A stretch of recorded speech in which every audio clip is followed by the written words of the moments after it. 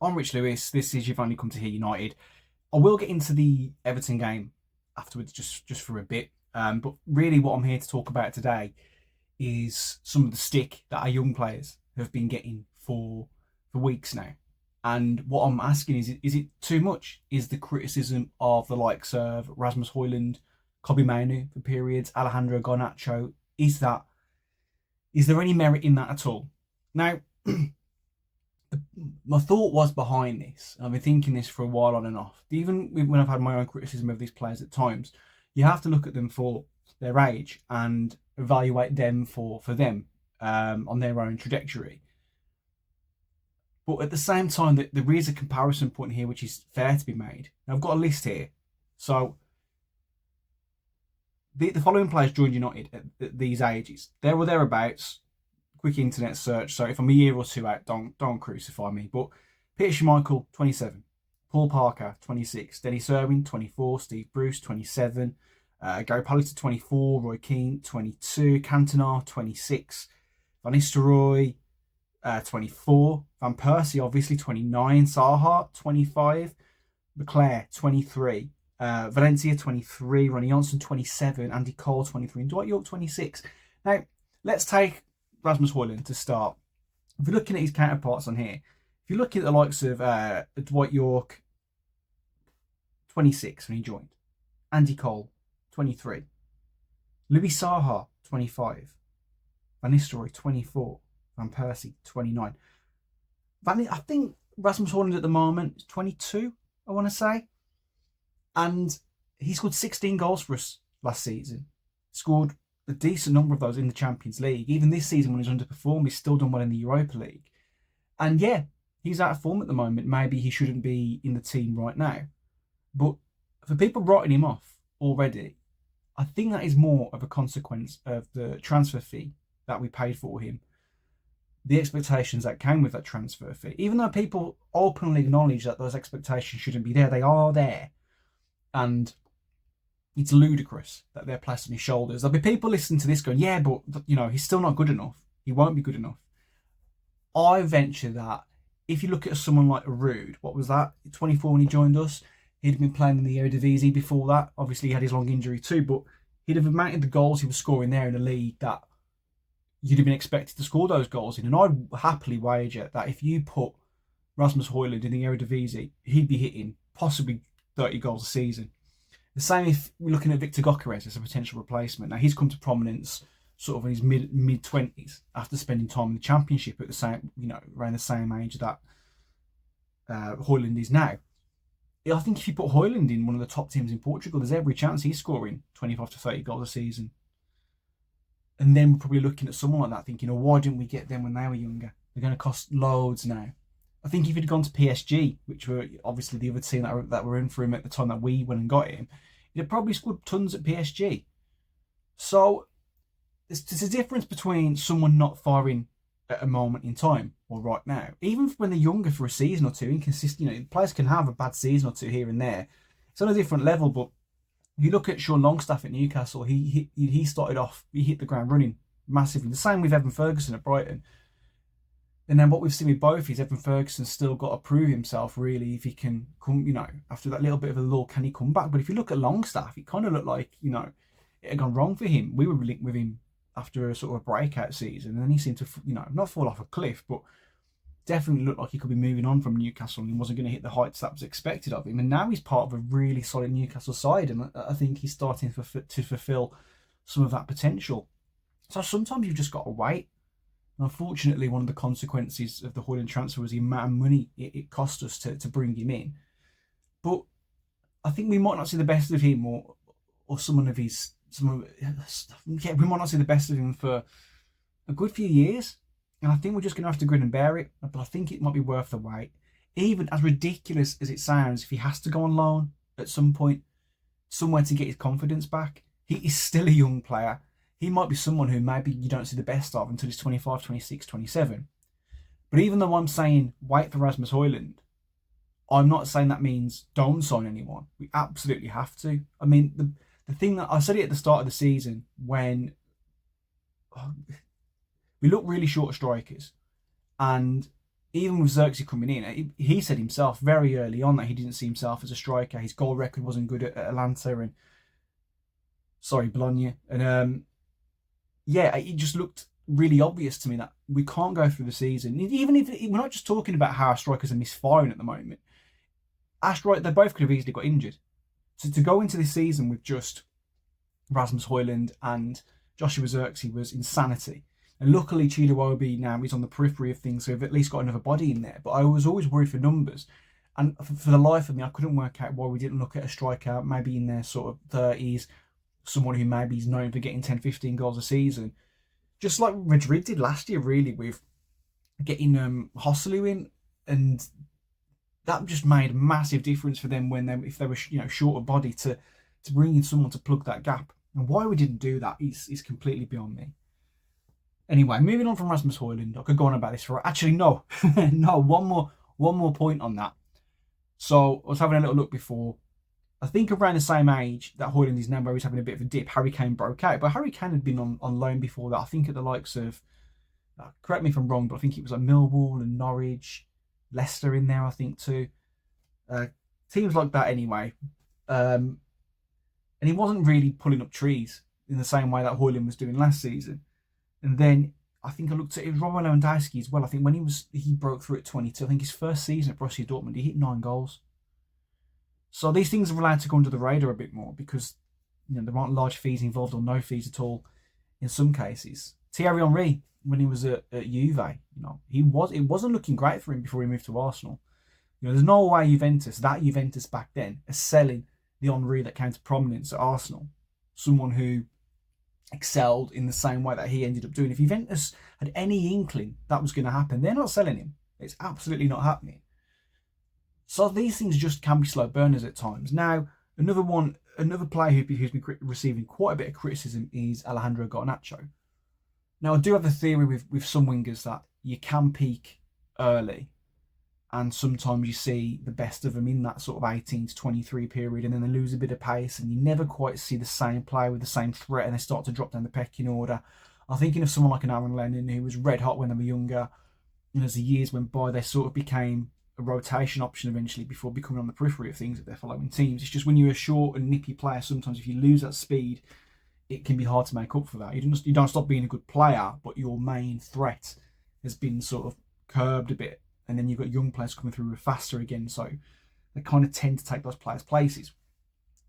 Garnacho, though, we don't know. We don't know how that's going to work for him. We don't know what he's going to be yet. And I've said before on here, and I've said before on Blue Sky as well, that I'll be comfortable with selling Garnacho. I don't think he's necessarily going to hit the heights that I thought maybe he would once upon a time. That doesn't mean I want to sell him, but if it's a case of making more money from a PSR perspective to give us more wiggle room in the summer to sign multiple players, because obviously you sell Garnacho for 60 million, then you bring in someone else. Even if you sign someone for 60 million, that payment's going to be amortized over 5 years, so the outlay is going to be 12 million. Well, that's rubbish. 12 million off the bat for the first year. So it gives us wiggle room to sign more signings and spread those payments over a number of years, especially if obviously we sell Rashford too. So I can see logic in it. But in terms of the criticism he's getting, that element of it, I don't get. He can be a bit hit and miss, but players around that age are. I think good examples. Antonio Valencia is a great example here. People might go, the expectations for Garnacho are higher than Valencia, but Valencia was part of title-winning teams. He was an absolutely solid member of this side. He came at a modest fee, so we didn't have that expectation around his neck. Yeah, he wasn't quite so flash and he got on with his job, but he probably didn't hit those. There's a reason we signed him at 23, is what I'm trying to say. We didn't sign the version that Wigan signed of Antonio Valencia. We're not able to do it as much these days because the competition from Premier League teams is higher, but we used to pick our times when we brought players in. Even looking at Andy Cole, he'd been doing it for Newcastle, and yet he came to us only because of the fallout with Keegan. He came to us at 23. And again, looking at Hojlund, for example, attacking players, you're not necessarily going to see the best of them until they start to get into that sort of period of their lives. So I think you've got to give these players a little bit more time to just see what they can become sometimes before we start criticising them. Obviously, you can criticise players game to game. They can be off form for a while. the criticism then should be they need to be out of the team for a period of time. As I've been saying about Diogo Dalot, for example, for weeks, and why Amorim won't drop him is beyond me. But that's different. Drop of form doesn't mean a player's suddenly rubbish. I think sometimes players can go and have a couple of seasons. I think Giggsy did towards his like 20s, if I remember correctly. You know, he had more injuries, and it was looking like maybe he was going to move to Italy for a while, and he sort of then had that renaissance in his 30s. And players have dips; they come at different times in their career. You know, it's why the great players are the great players, because more often than not, their dips are off a very short periods of time, and that's what separates them from the rest. But below the great players are good players, and the good players can have periods of time when they're not on form. It doesn't suddenly mean they're bad; they can still be useful to you.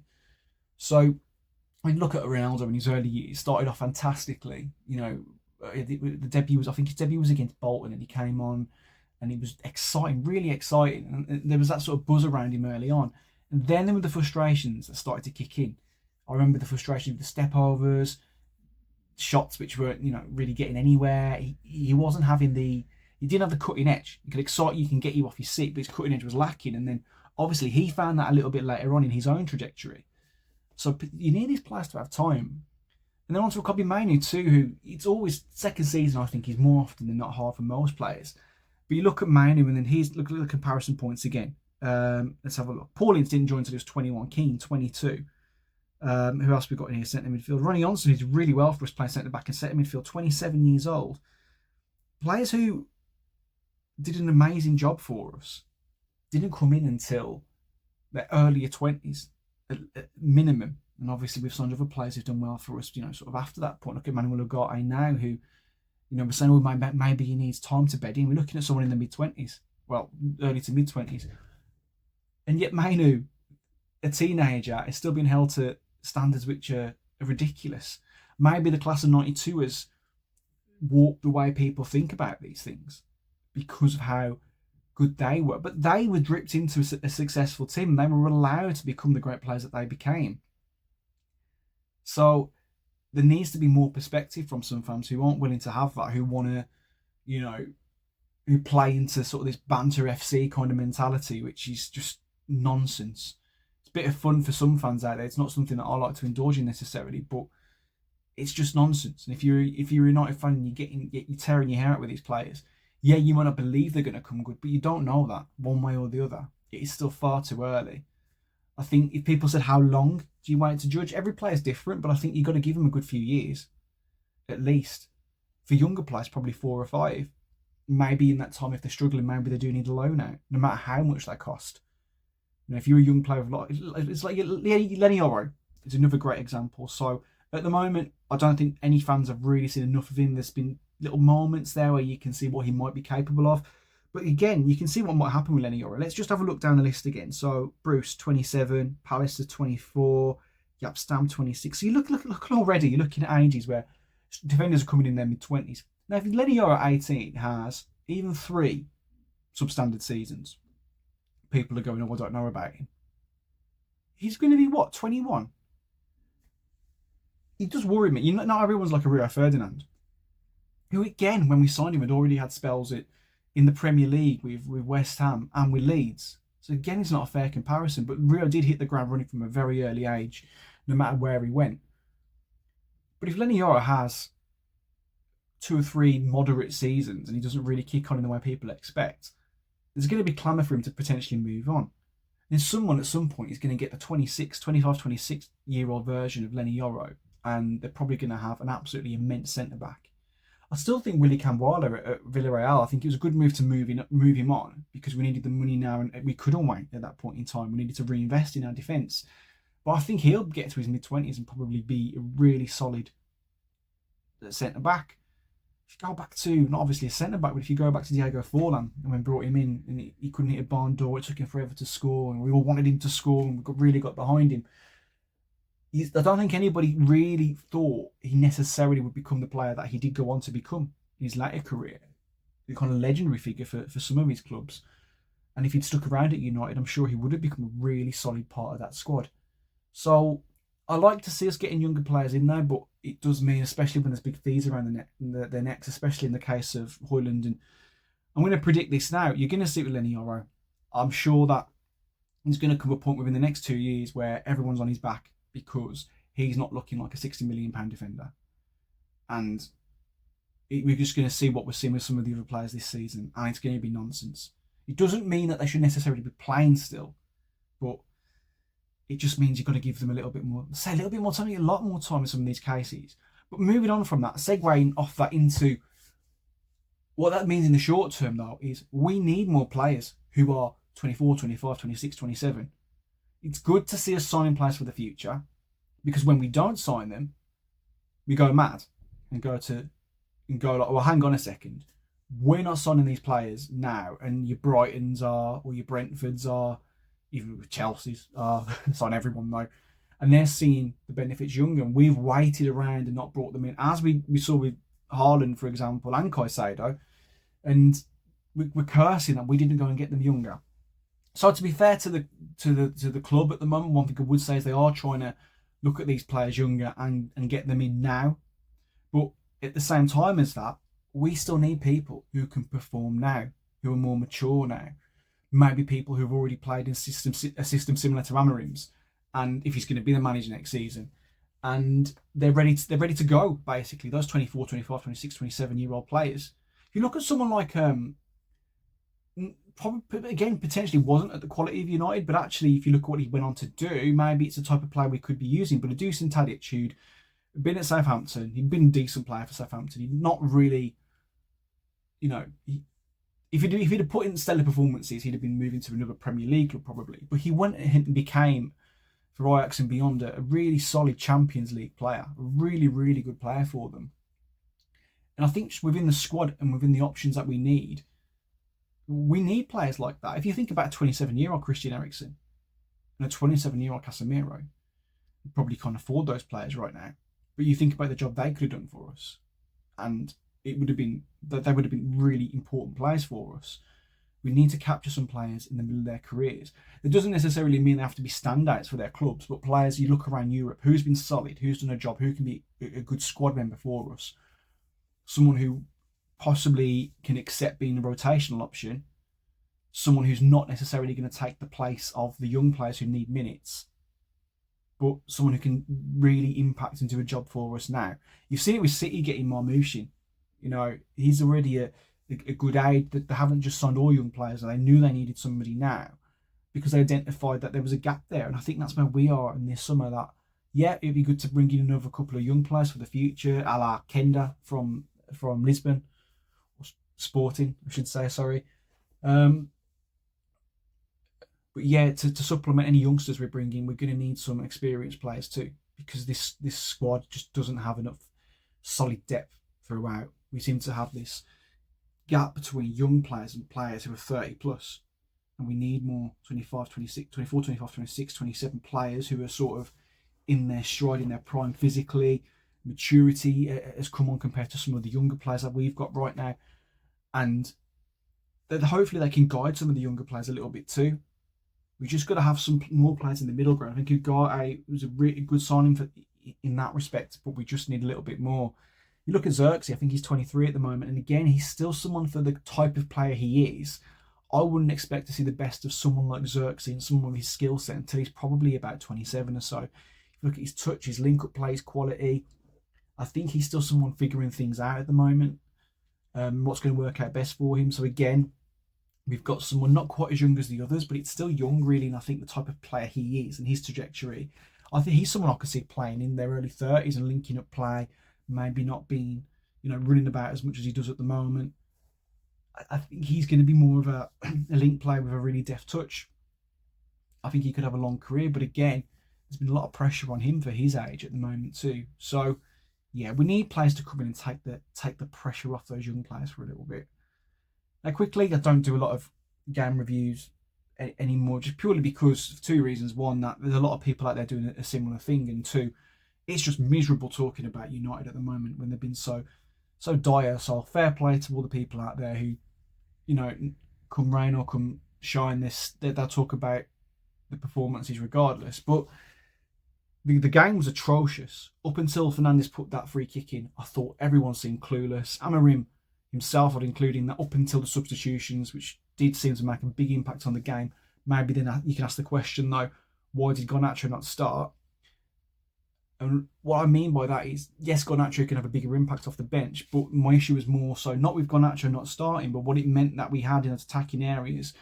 We had Hojlund, Xerxes, and Fernandez, and you really haven't got a lot of pace in that threat. For me, again, Dalot shouldn't have started. I'd have probably started Garnacho if at all, maybe even right wing back. We need more threat from both sides of the pitch. You can't just have threat from Dorgu, who's done really well since he came in. And I thought he had another really good game. You need more both sides of the pitch. You need more threat coming from both wings. But yeah, we got to. Fernandez puts the free kick in, and somehow, after being so abysmal, we're back in the game. And I don't know how we've managed to get a point. We probably could have even won the game. I personally thought we were a little bit lucky with the penalty decision. I think I'm in the minority. I think Ashley Young threw himself to the ground, and Maguire's contact for me was not a penalty. But for me, what I thought they were going to give it for was the Licks tug, which when you see that from the one angle, he gets a fair bit of his shirt. Ashley Young, he's already going over, so maybe that's what worked in our favour. But I tell you what, if that had been the other way around, I'd have wanted a penalty for that, the contact that De Ligt had on Ashley Young. I think Ashley Young probably messed that up for himself by throwing himself to the floor because it just looked like a dive.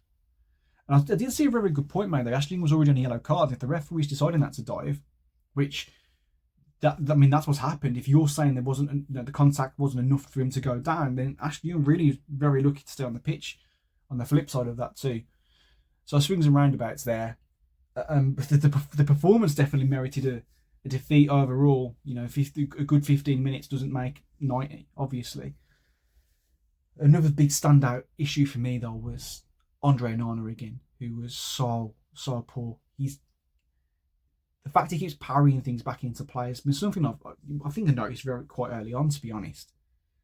It's worrying that he just doesn't seem to focus on getting that ball away from the danger area. I don't know what's going on with him. He doesn't strike me as a Manchester United goalkeeper at all.